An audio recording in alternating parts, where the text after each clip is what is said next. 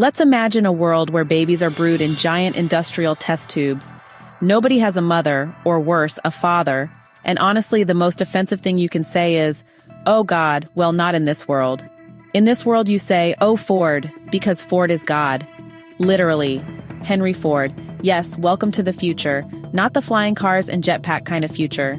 No, this is the assembly line happiness, sleep learning, Soma holidays, obstacle golf kind of future. And this is how the story begins.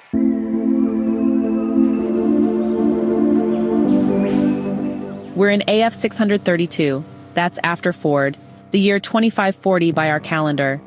Following a devastating war, the Earth has been reorganized into the world state, a civilization of peace, stability, and endless, soulless smiles.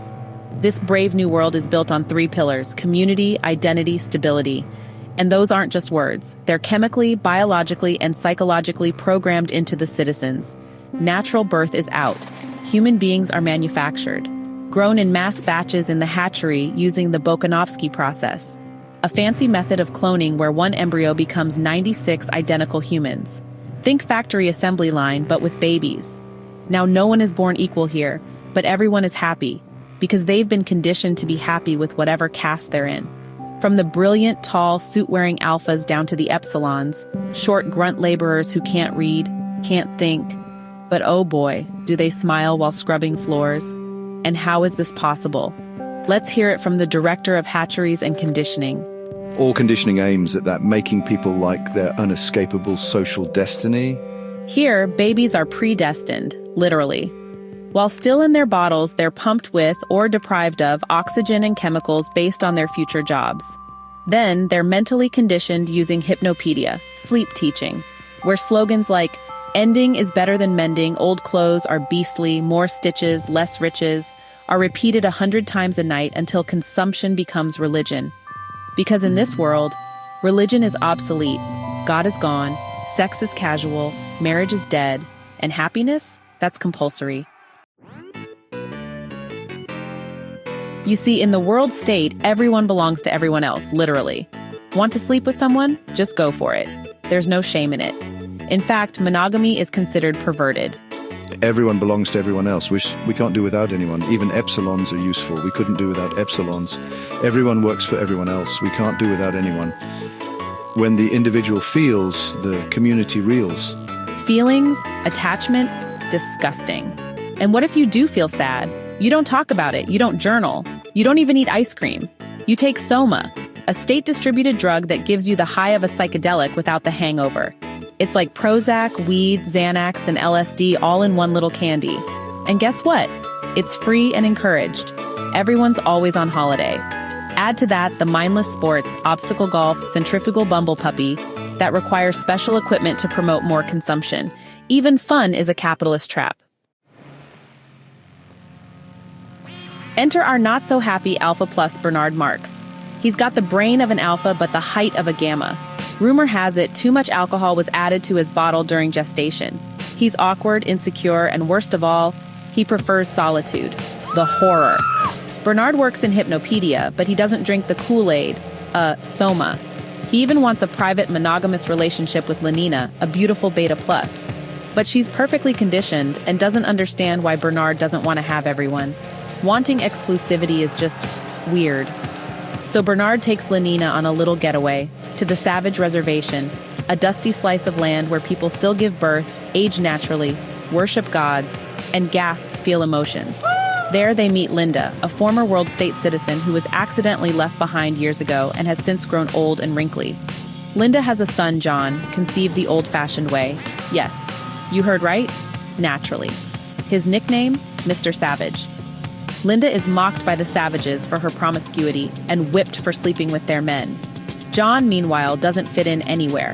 Half Indian, half world state, and fully confused. What the hell are you talking about? Bernard sees an opportunity. He brings Linda and John back to the world state. And well, instantly they're viral. Linda is a walking anti-aging ad gone wrong. But John becomes a sensation. He's Shakespearean, literally. He quotes Hamlet, reads poetry, and, brace yourself, refuses to have sex with Lenina. He calls her impudent strumpet. She calls him weird. John is just horrified by this society. The mindless routines, the casual sex, the absence of love, the drugged smiles. He rejects it all, even refuses Soma. He screams, rants, reads Shakespeare to epsilons who just blink back blankly. He even self-flagellates in public. People love it. He's the reality TV show of the decade. Crowds gather to watch him whip himself. Bernard, who was once the outsider, becomes momentarily famous for being associated with the savage. Women suddenly find him desirable.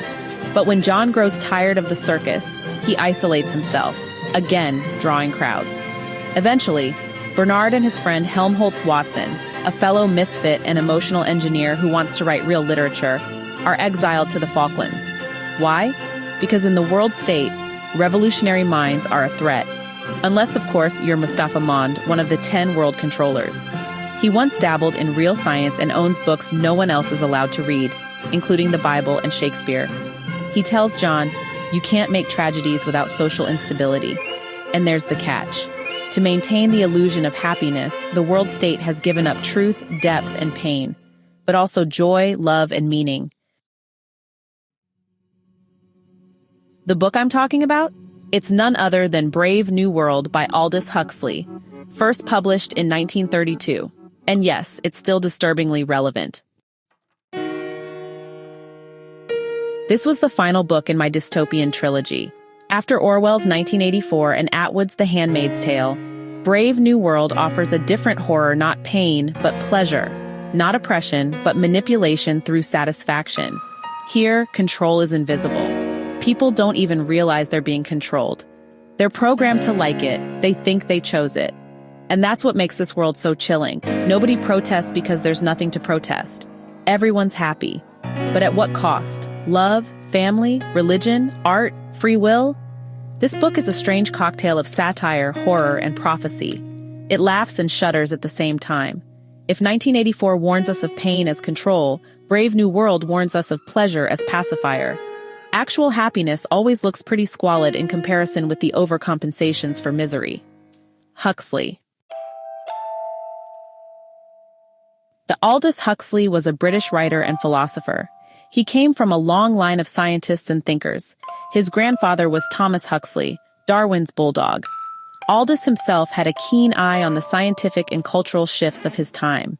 In Brave New World, he took Henry Ford's mass production, Freud's theories of the unconscious, Pavlovian psychology, and the new consumerist wave, and ran with it into the terrifying future. Interestingly, Huxley later wrote Brave New World Revisited, a set of essays where he said the world was moving toward his dystopia faster than he'd imagined. And looking around today, algorithmic thinking, constant dopamine hits from social media, personalized ads, hookup culture, and corporate happiness seminars, it's hard to argue. So what happens when you remove pain, sorrow, and choice from humanity? Do you get utopia, or just a well-decorated cage? Brave New World forces us to ask, are we truly thinking our own thoughts, or just echoing the whispers planted in us since birth? And as I close this trilogy of dystopias, I'm left wondering, which is worse? A boot stamping on a human face like in 1984, or a warm Soma pill melting it away? That's it for today. If you've read Brave New World, I'd love to hear your thoughts in the comments. Don't forget to like, subscribe, and question your reality just a little more than yesterday. Until next time, oh Ford. Hey, thanks so much for hanging out with me today. If you're interested in diving deeper into this book, I've left some links down in the description. You can use it to grab yourself a copy and keep the adventure going. And if you're in the mood for more great reads, don't go just yet. Click on one of the videos popping up right now that I think you'll love. And don't forget to give this review a like, leave a comment, or even subscribe if you'd like to see more. Every bit of support helps us grow this little community of book lovers. See you in the next one.